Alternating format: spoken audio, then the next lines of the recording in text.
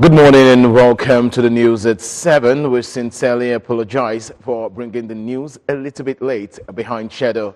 My name is Ugunna Iberi. The headlines this morning: stakeholders in education and transport sectors of the state call for inclusion of road safety education in school curricula. Experts in agriculture stress need for measurement concept for uniformity in value of products. House of Representatives orders investigation of alleged underpayment into Federation accounts by NNPC. And on the foreign scene this morning, experts believe they can prevent type 1 diabetes from birth. And now details of the news. Stakeholders in education and transport sectors of the state have said the infusion of road safety education in the current primary and post-primary academic curriculums is the right step towards inculcating road traffic values in future generation. The stakeholders were speaking at the Youth Safety Education Stakeholders Forum organized by State Sector Command of the Federal Road Safety Corps, FRSC, for select principals, proprietors, and head teachers from schools across the state. Correspondent Daniel Ezigwe was there and now reports. The Commissioner for Basic Education, Professor Kate Omenowa, represented by the Director of Schools in the Ministry, Dr. Roy Ofo, who spoke on the need for road safety reorientation, said the inclusion of the scheme in the education curriculum would guide and build the mindsets of the school children toward road safety education consciousness. She called on the participating teachers to avail themselves of the rare opportunity by equipping themselves with the right knowledge and skills demanded for the task. There is need to expose them, to train them, to guide them, to assist them to use the rules effectively.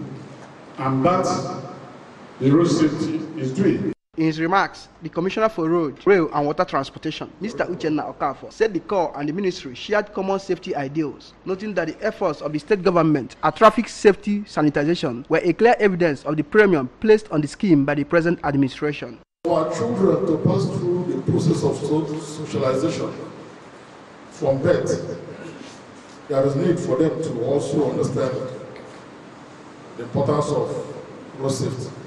In their separate addresses, the State Head of Service, Barrister Harry Odo, represented by Director of Training in the Ministry, Dr. Obiano, and the Chairman, Anambra State Universal Basic Education Board, ASBEB, Chief Emeka Olisa, enunciated on the roles of teachers to societal development and said the road safety education would not have come more timely.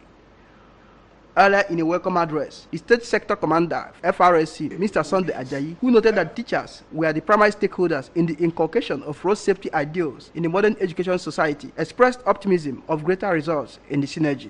It's nothing minor when you are talking of safety. There is nothing minor. So don't take anything for granted. And as you do that, we all enjoy safe ride on the highway. Others who spoke at the program, including the chairman, Nigerian Union of Teachers, NUT, Mr. Efani Ofodile, represented by a director in the union, Dr. Sam Egu, applauded the state command of the FRSC, noting that its initiatives have been result-oriented. From the Jerome Udoji State Secretariat, Oka, Daniel Ezigwe, ABS News.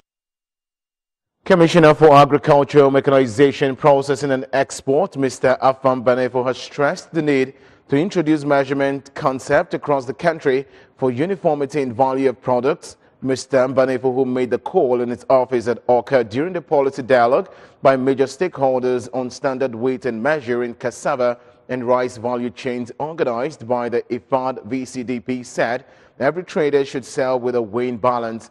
Our Agri correspondent Ebeleze has details.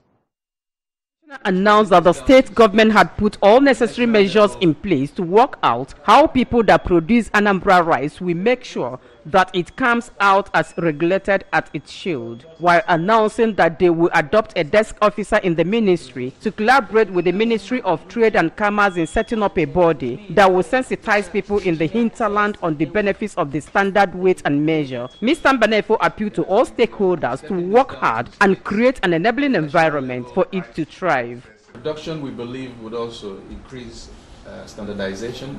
If we begin to measure very well, that would also increase our production and yield. So when we standardize our production and we know what we are getting as a yield, when it begins to do well, then we begin to standardize things that we're doing. I think this is a good step in the right direction.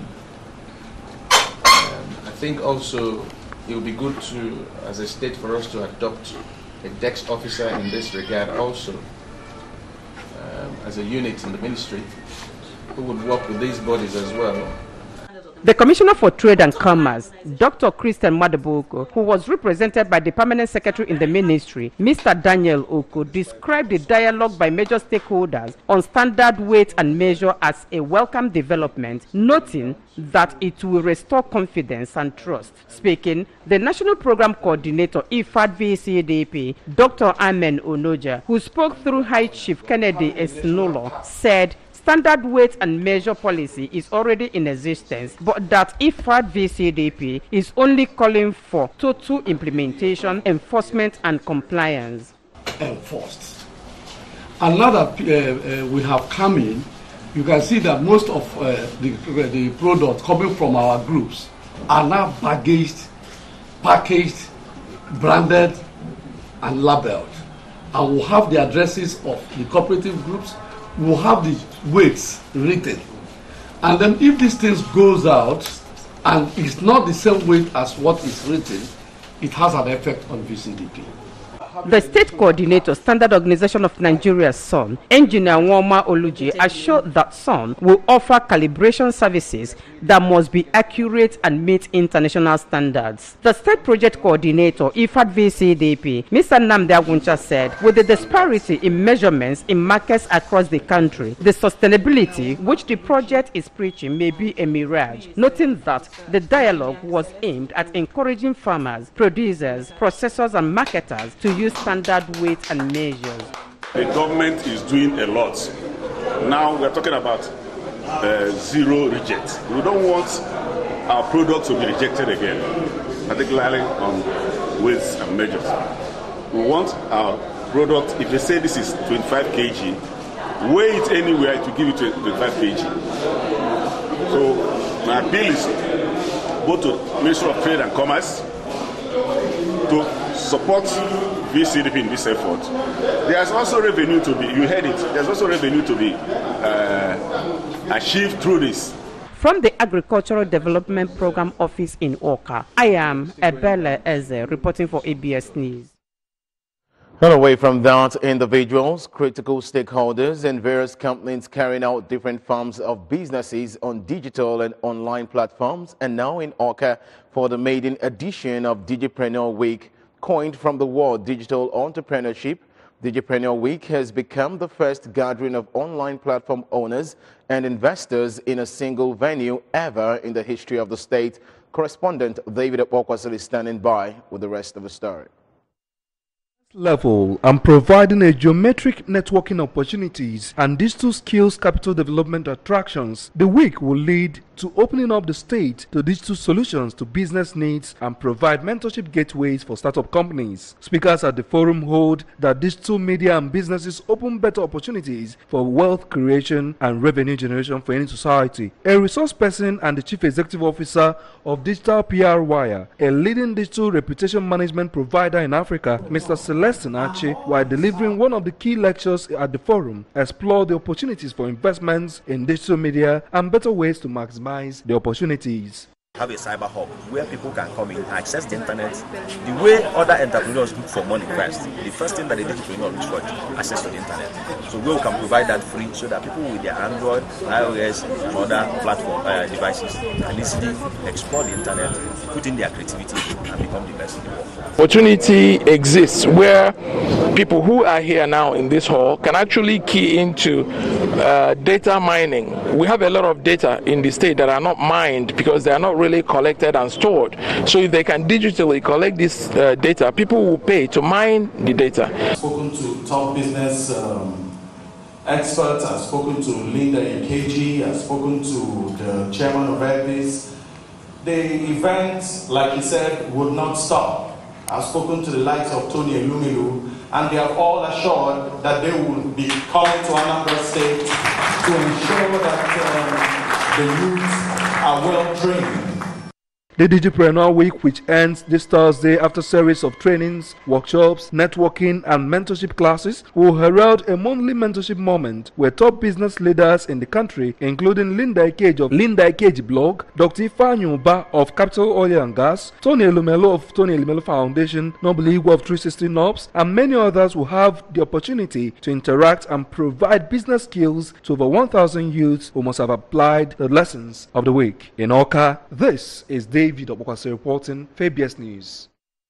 Well, moving on, the need for improved educational system through practical learning has been stressed. A lecturer, Mrs. Rosalind Wabweza, stated this when she led telecommunication students on the Electrical Electronics Department of the Federal College of Education, Umunzain, on excursion to the Anambra Broadcasting Service ABS Awka and the transmitting station in Enugu. Correspondent Emmanuel Chibata has detail of the excursion visit.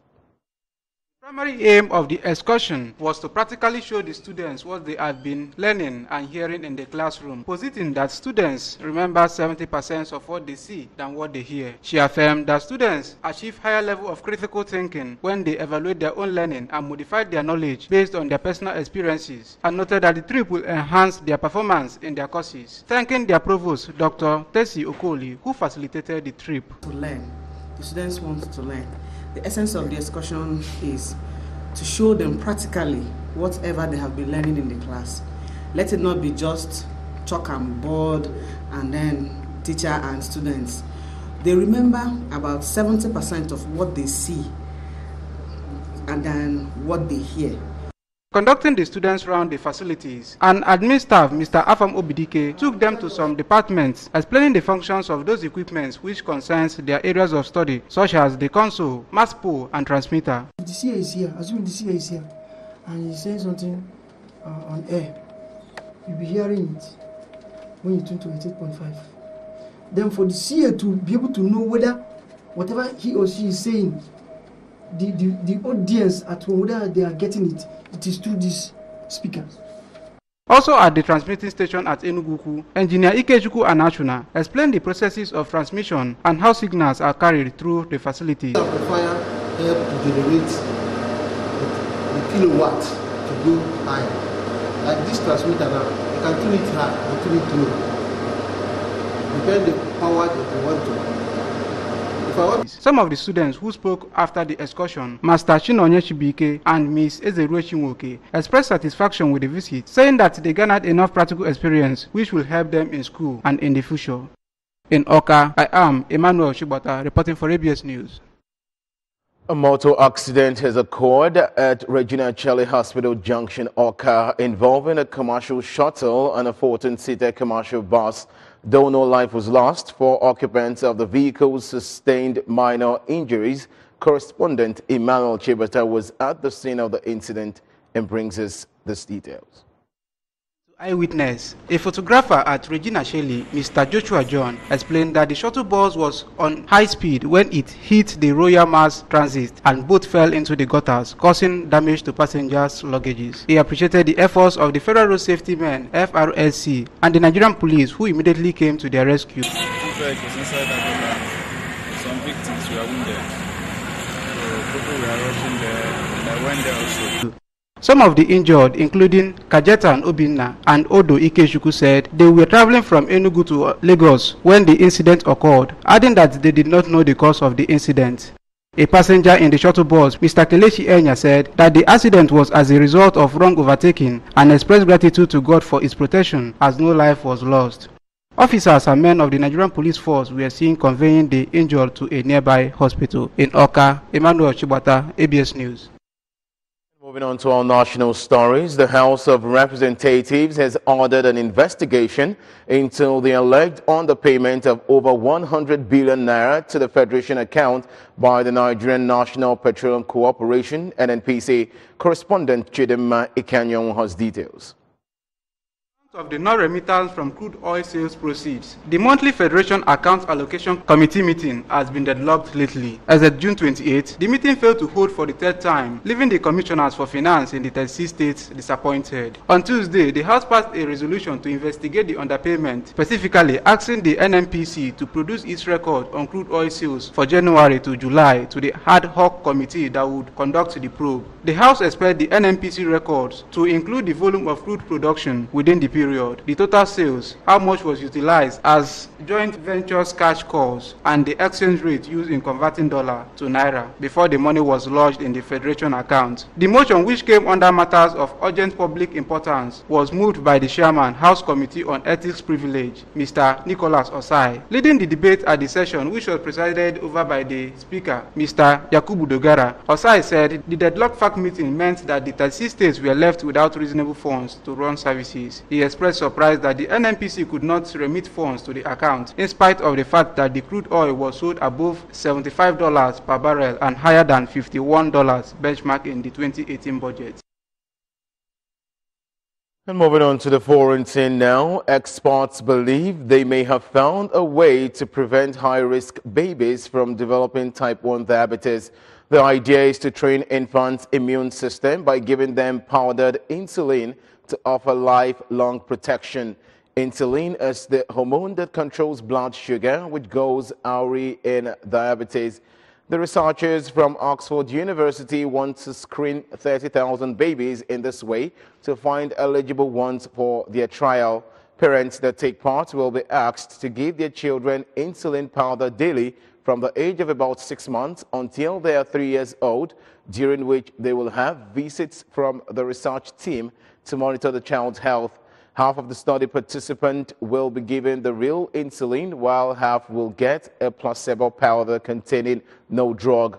It is hoped that spoon-feeding insulin powder can train the immune system to tolerate the body's own insulin to prevent the onset of type 1 diabetes. Currently, there is no way to prevent type 1 diabetes, though others have been testing whether given a different drug called metformin in childhood might hold off diabetes. Type 1 diabetes is a lifelong condition where the pancreas does not produce insulin, causing blood glucose levels to become too high, which can cause serious long-term health problems such as blindness, cardiovascular disease, and stroke. The remains of late Mrs. Zenobia Uzoma Ikpeze have been laid to rest in her country home Ogidi in Idemili North local government area of the state. Late Mrs. Ikpeze, who died at the age of 97, was the wife of an Anglican priest, late Reverend George Ikpeze. Njideka Okoye covered the burial ceremony and now reports.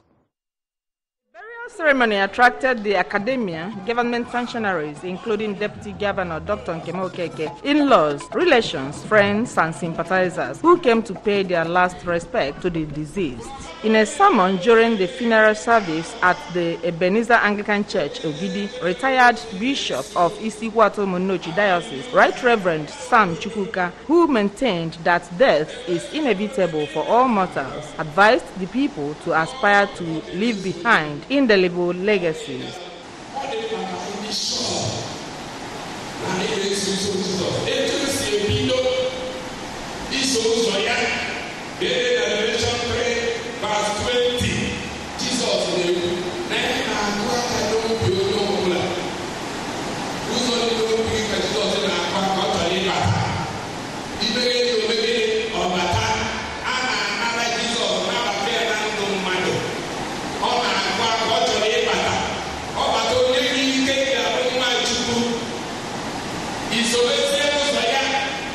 Host of bishops and archbishops, including the Archbishop, Ecclesiastical Province of the Niger, and the Bishop of Nnewi Diocese, Most Reverend Professor Godwin Okpala, the Bishop on the Niger, Right Reverend Owen Nwokolo, Right Reverend Professor Evans Ibaga of Nike Diocese, among others, also spoke on the life and times of late Madam Ikpeze. The first son of the deceased, Professor Nnemeka Ikpeze, in company of his brother, Professor K. Ikpeze, thanked all who came to commiserate with them and wished them journey mercies. Thank you for good weather, for making it possible that all of us gather here today.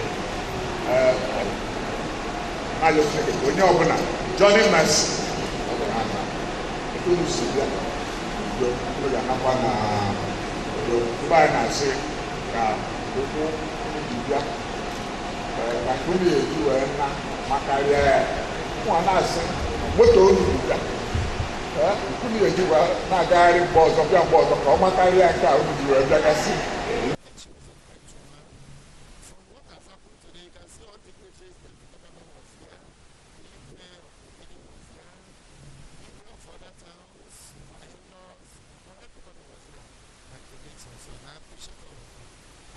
While some of her daughters, Chinwokereke, Uzoma, Ubunna, Nkoli Ezuma, as well as her daughter-in-law, Professor Ogugwai Beze, described her as a mother personified. She was so humble. She liked to help people, and she worked in the church as a church leader, and she was not tired of helping the women of the church. She was not tired of helping her children and the children of her sisters and brothers. It was just wonderful.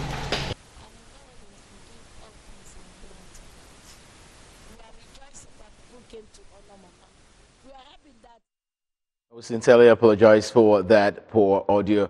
Well, that's it on ABS Television News at 7. But remember that you can listen to news and programs on ABS from any part of the world by logging onto our website, www.absradiotv.com. Like us on Facebook at www.facebook.com/ABS Radio Television. And you can follow us on Twitter and Instagram at ABS Radio TV. And just before we go this morning, a quick reminder of our major stories. Stakeholders in education call for inclusion of road safety education in school curriculum. Experts in agriculture stress need for measurement concept for uniformity in value of products. House of Representatives orders investigation of alleged underpayment into Federation account by NNPC. On the foreign scene, experts believe they can prevent type 1 diabetes from birth. And that's the size of our package this morning. Many thanks for joining us. I'm Ebere Ugonna. Good morning, Anambra continues in a moment.